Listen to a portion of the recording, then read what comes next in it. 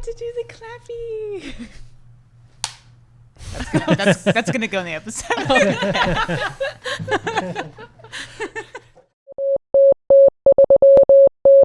Welcome to the Midnight Players program, where we cold read your favorite old-time radio plays. Every flib, flub, and flop, completely uncut. And now, for tonight's episode, First Contact. High-pitched electric... Jared's not here, so I'm going to help you with sound effects. Countdown for blast-off. X minus 5, 4, 3, 2, X minus 1, fire.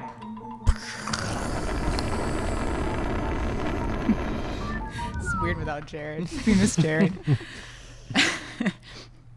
From the far horizons of the unknown come transcribed tales of new dimensions in time and space. These are stories of the future, adventures in which you'll live in a million could-be years on 1,000 maybe worlds. The National Broadcasting Company, in cooperation with Street and Smith, publishers of astounding science fiction parents, X minus 1. Tonight's story, First Contact by Murray Leinster.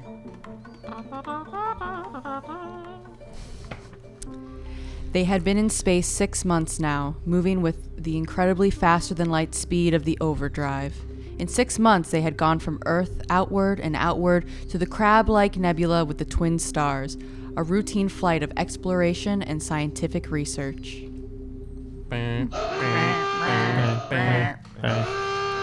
Solid object about 90,000 miles away, sir. Locate it, Dort. Exactly. Find it. Identify it. Wait, do I do the beep? No, right? No. Okay. A small object, sir. Captain, I've never seen anything like this before. Whatever it is out there is coming towards us at an incredible speed and retreating to zero just as rapidly. What's the mass of the object, Dort? Well, it varies with the distance for us, sir. Step up the scanners. Beep, bloop, bloop, bloop, bloop, bloop. Okay. Nothing, sir. Absolutely nothing shows out there. And yet there must be something. Those alarms are foolproof. Action stations. Man all weapons. Condition of extreme alert in all departments immediately. Click, click, switch.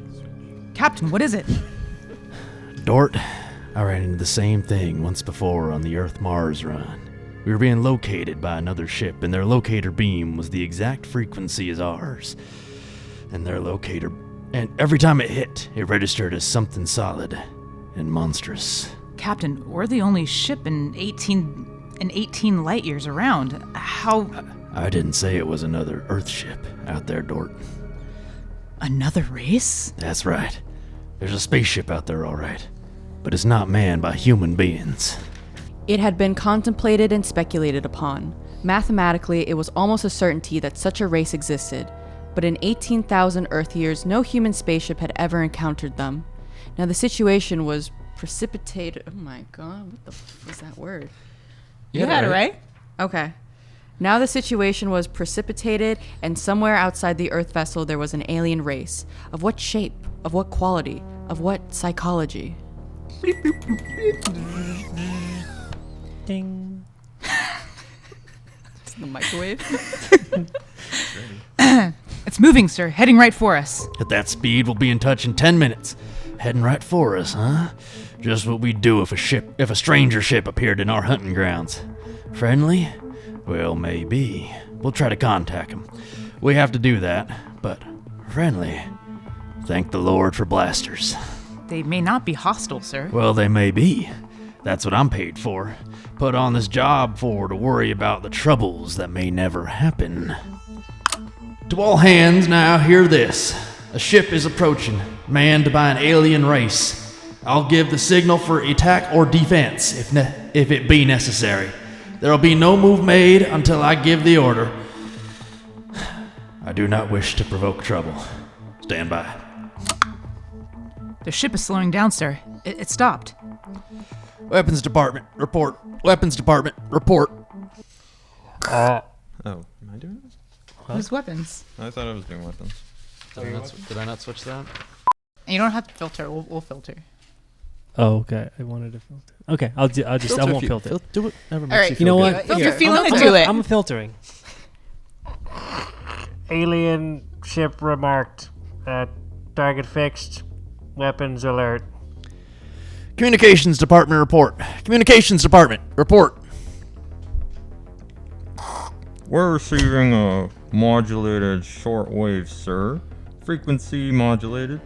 Currently a signal. Not enough power to do us any harm. Well, try to make some sense out of it. Report any progress to me immediately.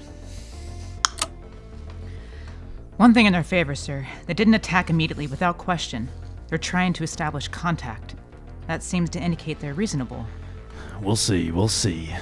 What are they doing now? Can you make out on the locator screen? Bring the power up. They're doing something now, sir. There's a section of the hull opening. Probably an airlock, sir. If they breathe air. They're letting something out. It's round.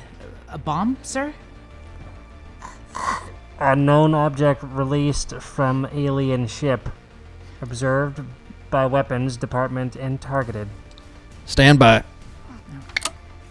See what they're doing, sir? They left the object out there. Right there. Right where they were. Okay. Yeah. Let me do that again, because I'm stupid. See what they're doing, sir? They left the object out there. Right where they were. And now they're withdrawing the ship.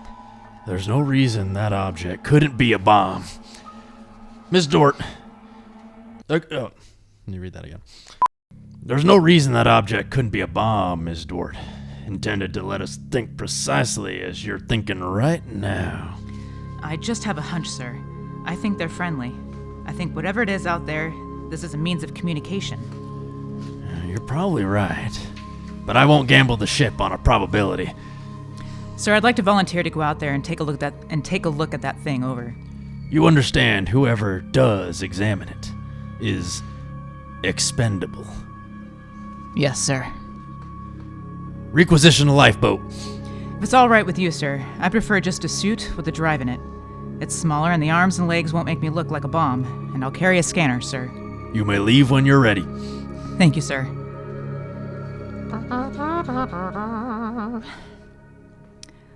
I'm all ready. Clear the lock and let me out. Weapons department reporting to the captain. Mr. Dort located. Mr. Dort is targeted. I mean, Mrs. Dort. Miss. She's not married. I meant Miss Dort. Thank you for that, weapons. Stand by. If the object out there is a device to capture one of our people for observation and questioning, it'll be blown out of existence, including Ms. Dort. Stand by. Ms. Dort, report. Object, as you can see on this scanner, sir, is covered with many small horns, like the detonating horns of the obsolete mines formerly used in naval warfare. Is that their purpose, do you assume, Ms. Dort? I'm gonna find out, sir. I'm gonna grab one. What an idiot. Ms. Dort, I'm here, sir. I don't think this is a mine. circle it so we can see it completely through your scanner. Deadlock, sir. Nothing to report that the scanner hasn't shown you. Oh, wait a minute, sir. A section of the outer hull seems to be opening. Do you see it? Very good, Dort. Hold that. I'm sure it's a communications device, sir. Looks like it. Fix your scanner to it. Or fix your scanner so it'll focus on that communications device. Return to the ship. Communications department, progress report, please.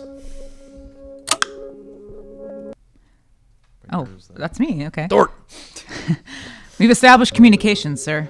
is there a psychologist on the team down there with you? Yes, sir. Mr. Burns is working with us.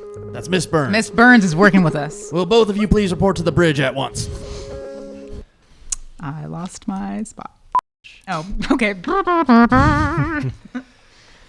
You look tired, Dort. We've established fairly satisfactory communication, sir. They seem to have high developed thought patterns. We got a satisfactory translation from the machine on the fourth attempt. We can say almost anything we want to say to each other now. Of course, how much of what they'll tell us is the truth, we have no way of knowing. Miss Burns, you're the psychologist. What do you think? Well, I don't know, sir. They seem to be completely direct. They haven't let slip even a hint of the tenseness we know exists. They act as if they were setting up a means of communication for friendly conversation, but, well, there's an overtone that... Yeah? Well, Miss Burns, I have a decision to make. On the one hand, opening contact with the friendly people of a vastly different culture could only be beneficial to the Earth. On the other hand, if they're hostile, to blast them out of existence without any other preliminaries. Oh, but sir, you can't. I'm not talking to you, Dort. It's not warranted yet, sir. Yes. Now hear this. All departments, hear this. The ship is on an extended alert. Provisions will be made so that personnel can have the maximum rest and nourishment. Bum, bum, bum. Hey there, it's Tomas, your favorite Midnight Player. We love making this show and we want to keep making more episodes. So if you really love what we do, help the podcast grow by spreading the word. Remember to rate, review, and follow on Spotify, and be sure to follow us on Instagram and YouTube at AllThisTV. We're also launching a Patreon, where you'll get access to exclusive commentaries and bonus episodes, and most importantly, your subscription will help keep the show going. Check us out at patreon.com/AllThisTV. Links can be found in the description, and now, back to the episode. Act 2. Oh, God. Communication continued by means of the artificial language set up arbitrarily between the Earthmen and the aliens, decoded by the mechanical decoders. Dort disobeyed orders. He lived on powerful stimulants so that he could stay with the communications machine, talking to the aliens. Other people, are we being received? I'm doing like a crab mouth, like. We are receiving your message. I can change it. Oh, that's good. Okay, thank you.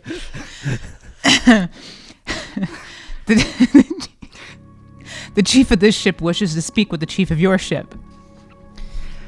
The message is heard by the chief of this ship. The chief of this ship communicates that he will hear the message of the chief of that ship. Go ahead, sir. People of the other ship, I'd like to say the appropriate things about this first contact of two dissimilar civilized races, and of my hopes that a friendly intercourse between our two people will result. Oh, that's Chief. Oh, no. How about that? People of that ship. What you say is all very well, but is there any way for us to let each other go home alive? That's all, sir. They've stopped sending. Very direct people. Oh, the Chief. Wait, can I do that again? I didn't know it was an alien. I just got this alien voice, and you're like, yeah, what's up, guys? Do you want to do it again, All right, Miles? all right. You can go back. People of that ship, what you say is very well. It's all very well. But is there any way for us to let each other go home alive? That's all, sir. They've stopped sending. Very direct people. Very direct. But, sir, I don't follow. I didn't know what that meant. You know, is there any way for us to let each other go home alive? It means what it says, Dort. Sir, what's to stop us from just cutting communications and leaving? And they do likewise. What's to stop us? Simply that whichever ship leaves first will be followed by the other. If they find Earth and get back to their own planet, and we don't know where that planet is, Earth will be completely at their mercy. If they leave first, we'll follow them. We'll attempt to find their home planet. Dort, could you swear to any decision that the policymakers on Earth will come to? Sir, even if they do follow us, the closer we get to home, the more of our ships and weapons they'll face. They'd never get away. Well, how do you know that they can't communicate with their home planet without returning? We can't, sir. How do you know they can't? I don't, sir. So that's the situation. We'll sit out here, facing each other, trying to outguess each other, until time wears out. We don't have to face the fact. Either they destroy us, or we destroy them. Navigation officer, attention. Navigation officer, attention. Every star map on this ship is to be prepared for instant destruction. The chief of this ship wishes to know whether the chief of that ship can suggest an answer to the problem concerning us both. Do you want me to answer that, sir? I'll answer it myself. Tell me when to talk. Now, sir. I am giving that matter personal attention, and with every effort will be bent to the solution of this problem. Will you consider a temporary truce in the meantime? What would a truce gain? Could we trust you? Would you trust us? I suggest that we continue as we have, up to this particle of time. I agree. Sign off, Dort.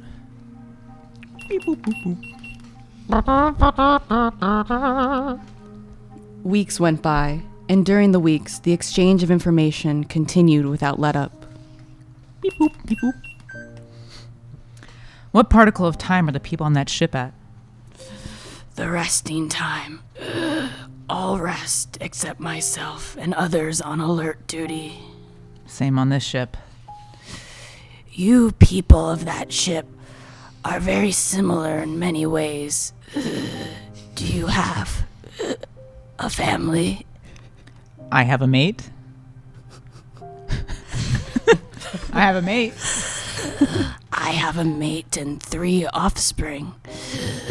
It is too bad for them as well as us to have to kill each other. This ship can't see any way out of it. Can that ship? If we can believe each ship, yes. Our chief would like it. But we can't believe you, and you are afraid that we do not tell truth, although we do. This ship would trail you home if this ship were able to. That ship would do the same. But this ship feels sorry about it. I believe you're a friend. I share your belief and like you. But there is a possibility that you were put to make a trap for me. I shall stop now and think it over. Good, because you gotta breathe. Just sit down, Dort. Control yourself. We're all under tension. Doesn't do any good to pace like some caged animal. Yes, sir. All right, now. I've read the complete transcription of your conversations with this one alien. What does it prove, Dort? Sir, these people are so much like us in their thinking. Well, sir, they're likable. They're likable and they breathe oxygen. Their air is 28% oxygen instead of 20. They could do very well on Earth. Be highly desirable conquest for them, Dort, as I'm set against violence as you are. But I don't see any way out of this, and I think we've got to break the status quo. So, if in 70 hours we don't see any other way, then I have no further choice. I'll blow them to bits. Will that ship receive communications? Will that ship receive communications? The ship is listening. It seems to me better to communicate than to sit by the machine silently. I would have called you, but you signed off before. The problem goes around and around. I find no answer. Perhaps we could turn our thoughts to other things. The psychologist of this ship tells us that you people on that ship have a threshold of tolerance to tension. He tells us that you will be forced to take one action or another in a period of less than 100 time particles. I have no communication on this matter. Well, this ship is not trying to extract unwilling information from that ship. A truth is mentioned in passing. A report of this conversation will be carried to the chief of this ship. It would be so. We are prepared. If only the people of this ship could meet in direct contact with the people of that ship, it would be better. We cannot communicate then. The communications machine is too large to carry from place to place. In direct contact, the peoples of the two ships would be further apart than now. That's true. I am sad. Much that is pleasant has passed between us. I am sad too. I am sad too. We are not yet ready for each other. The aliens coming on to me. We are not. We're buried in so many of these scripts. We are not yet ready for each other. It's hard, isn't it, Dort? Captain. I'm sorry, I didn't know you were there, sir. I've been here.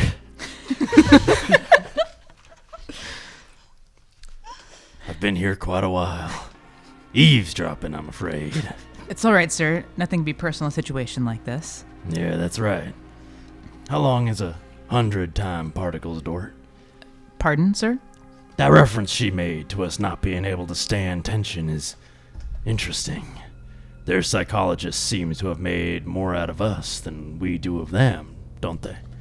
Yes, sir. They hit the nail right on the head. Yes, they did. I think Dort will just have to push our timetable up a bit. No further communication with the aliens under any circumstances. That's clear, isn't it? Yes, sir. Sir, if they know so much about our psychology, isn't it possible that remark was intended to make us act more quickly? Probable, Dort. Probable. But why would they do that, sir? You tell me why, Dort. All of a sudden I have an idea, sir, and it's crazy. Doesn't matter how crazy. I'll listen to it. Sir, I think these people are playing some kind of joke on us. Joke? A joke, Dort. Yes, sir. Over and over again, I've noticed what I think is a sense of humor. A highly developed sense of humor. Do you recall when we went to all the trouble to set up a fictitious star map, and then they just sent back a mirror image of the same one? I think somehow they're playing a joke on us. Well, maybe you're right. In which case, you've seen practical jokers, Dort. Their jokes aren't always funny. Sometimes they hurt people. Bang, bang, bang. All departments, man, instant alert. All departments, man, instant alert. Repeat. Report instantly. Report instantly. Weapons department alerted. Target? The enemy ship. On target. Stand by. Fire! They're gone, sir. Not a trace of them left. Not a tiny trace. Now we can go home. Communications to Captain. Communications to Captain. Report. Sir, I'm picking up new signals. Same frequency as the original alien signals. That's impossible. That ship was destroyed. I'm receiving signals, sir. Set the machine up. We'll be down there in a minute. Miss Dort, come with me, please.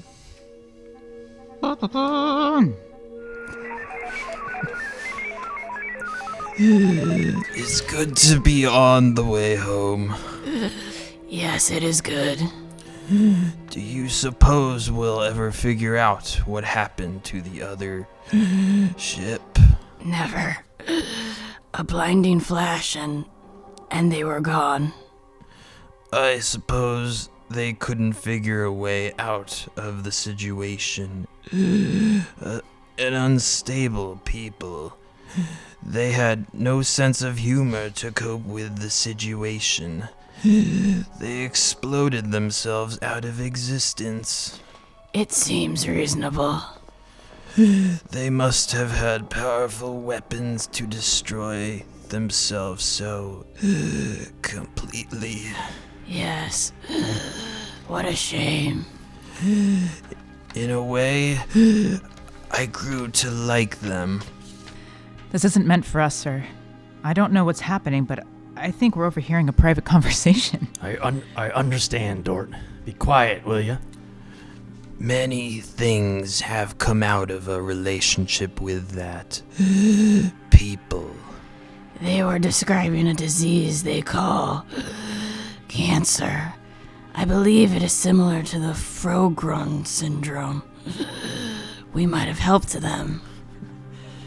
They might have helped us too. Well, too bad. Commit. We'll never find them again. I think. You don't commit that much. The odds of such a chance meeting in the vast space of the whole universe. There are no figures for such odds, are there? Turn it up, Dort. Turn it louder. That's all there is, sir. The signal stopped there. Sir, I don't know how, but somehow, when we fired at them, we didn't destroy them, but we did set up a condition whereby they become invisible to us and we become invisible to them. Captain to Engineering Division. Halt forward motion. Captain, why are we stopping? Listen, Dort. You say they're invisible. All right, they are. But they're not destroyed just because you heard them. They're out there but they're not destroyed because we just heard them. They're out there somewhere. Invisible. Well, you heard them, sir. They're heading for home. We're invisible to them too, sir.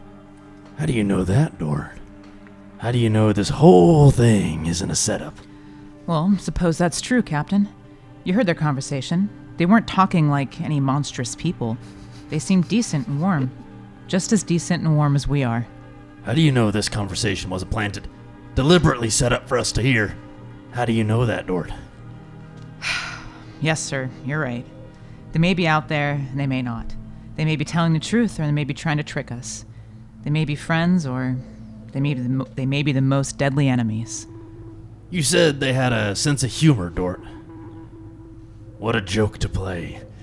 To deliberately set up a situation where we couldn't know fact from fantasy, truth from lie. Wouldn't that be a joke, Dort? Yeah, but we don't know what they did. We don't know that they did that, sir. And we don't know that they didn't. We don't know anything. Sir, does that mean we never go home again? I don't know. I have to think about it.